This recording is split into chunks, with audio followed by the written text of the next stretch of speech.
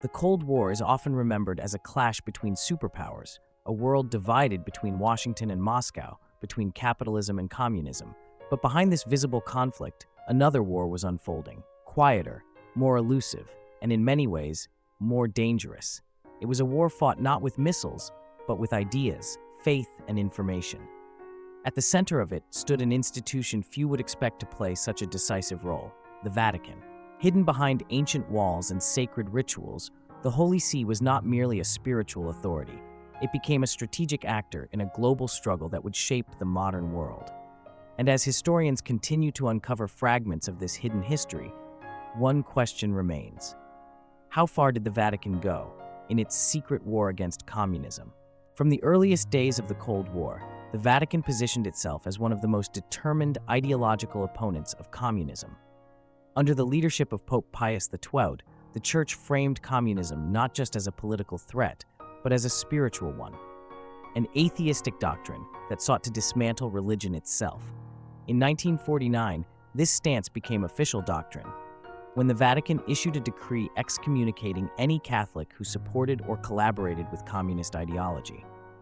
This was more than a religious ruling. It was a declaration of war in ideological terms.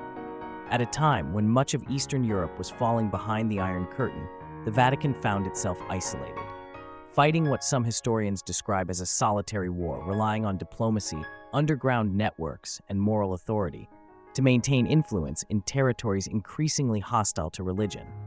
But the Vatican's role extended far beyond public declarations. Beneath the surface, it operated through a vast and informal intelligence network, unlike anything seen in traditional espionage agencies. Instead of trained spies in the conventional sense, the Vatican relied on priests, bishops, and apostolic nuncios stationed across the globe. These individuals acted as antennas, gathering information from regions where Western intelligence had little or no access. In places deep within the Soviet sphere of influence, where surveillance was constant and suspicion was deadly, the Church's presence offered a unique advantage. Religious figures could move, listen, and report in ways that diplomats or agents could not, creating a shadow network of intelligence that quietly fed information back to Rome. This system was not improvised. It evolved from earlier structures within the Church. Historians often refer to a covert apparatus known as the entity. Its roots can be traced to the Sodalicium Pianum, a counter-espionage network established in the early 20th century to monitor internal threats within the Church. During the Cold War, these methods were adapted and expanded, shifting focus toward identifying communist infiltration and safeguarding the Church's global influence. Alongside this, another shadowy structure, sometimes called the Holy Alliance, was believed to coordinate external intelligence activities, particularly those targeting the Soviet bloc. While officially unacknowledged, these networks formed the backbone of the Vatican's quiet war. Nowhere was this more evident than behind the Iron Curtain. In regions where practicing religion could lead to imprisonment, or worse, the Vatican initiated covert operations to sustain what became known as the underground church. One of the most striking examples was the Rusicum, a specialized institution established to train priests for missions inside the Soviet Union. These men were not only theologians, they were prepared for clandestine work, learning languages, adopting false identities, and entering hostile territories where discovery could mean death. According to Soviet intelligence records, even the KGB recognized the Rusicum as more than a religious institution, describing it as something closer to a school of espionage. At the same time, the Vatican leveraged one of its most powerful diplomatic tools: immunity. Through the use of diplomatic pouches, sealed containers protected by international law, the Church was able to transport sensitive information across borders without inspection. Reports of political repression, human rights abuses, and internal developments within communist regimes were quietly smuggled out and shared with Western allies. In countries like Poland, where the Catholic Church remained deeply rooted in society, this flow of information became a critical link between oppressed populations and the outside world. The conflict, however, was not one-sided.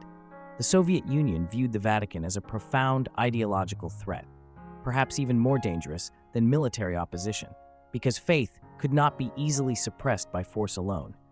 In response, the KGB launched extensive operations aimed at infiltrating the Vatican and discrediting its authority. One of the most notable efforts was known as Operation Seat 12, a disinformation campaign designed to damage the reputation of Pope Pius XII by portraying him as sympathetic to Nazi Germany. This was not merely propaganda. It was a calculated attempt to weaken the moral standing of the Church on the global stage. The stakes escalated dramatically in the late 20th century with the rise of Pope John Paul II. His election in 1978 marked a turning point, especially because of his Polish origins.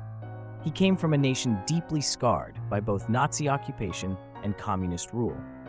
Unlike his predecessors, John Paul II brought not only theological conviction, but a profound understanding of life under communism. His papacy coincided with a new phase of cooperation between the Vatican and the United States, particularly under President Ronald Reagan. According to historical records, this relationship extended into intelligence sharing, with CIA officials regularly briefing the Pope on developments within the Soviet bloc. One of the most consequential outcomes of this alliance was the support of the Polish Solidarity movement. Through covert channels, financial aid and strategic guidance were funneled to the movement, often using the Church as an intermediary. What made this effort so effective was not military power, but something far less tangible: belief.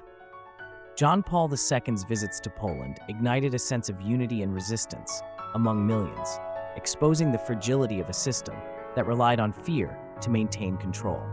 As historians have noted, the Vatican's strength lay in its mastery of the intangible. Yet, not all aspects of the Vatican's Cold War involvement remained free of controversy. In the chaotic aftermath of World War II, elements within the Church became entangled in what are known as the rat lines, networks that facilitated the escape of former Nazi officials to South America. Some clergy justified these actions as part of a broader anti-communist strategy, viewing former enemies as potential allies against a greater threat. It remains one of the most debated and morally complex chapters in Vatican history. In the end, the Vatican's role in the Cold War cannot be reduced to a single narrative. It was neither purely spiritual nor purely political, but something uniquely positioned between the two. It fought with words instead of weapons, with networks instead of armies, and with belief instead of ideology.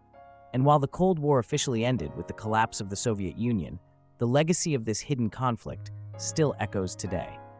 Because sometimes, the most decisive battles in history are not the ones we see, but the ones fought in silence behind closed doors where faith and power quietly collide.